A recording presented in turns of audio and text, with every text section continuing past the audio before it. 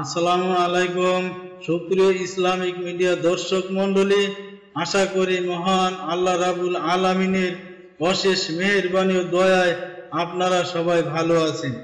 এখন আলোচনা করব কবর আযাব মুক্তির কোরআনী আমল সম্পর্কে। রাসূল সাল্লাল্লাহু আলাইহি সাল্লাম এই আমল করতে বলেছেন। তাহলে চলুন কবর আযাব মুক্তির কোরআনী আমল সম্পর্কে জেনে নিই। প্রতিদিন সূরামূলক তিলাওয়াত করলে আশা করা যায় আল্লাহর রহমতে কবরে আযাব ও কিয়ামতের দিন শাস্তি থেকে নিরাপদ থাকা যাবে ইনশাআল্লাহ। আব্দুল্লাহ ইবনে মাসউদ রাদিয়াল্লাহু আনহু বলেছেন, যে ব্যক্তি প্রতিদিন রাতের বেলা তাবারাকাল্লাযী বিয়াদিহিল মুলক অর্থাৎ সূরামূলক তিলাওয়াত করবে, আল্লাহ তাকে কবরে আযাব থেকে রক্ষা করবেন।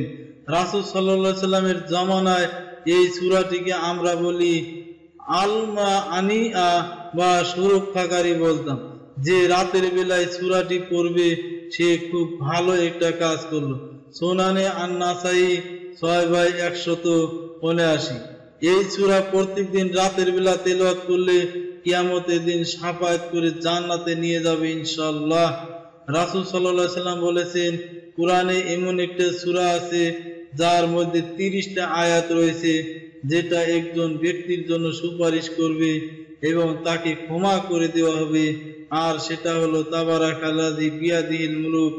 সুনানে আত-তিরমিজি 2891, সুনানে আবু দাউদ 1400, মুসনাদে আহমদ ইবনে মাজাহ 3786। ইমাম তিরমিজি বলেছেন হাদিসটি হাসান। ইবনে তাইমিয়া বলেছেন সহিহ মাজমু 22/227।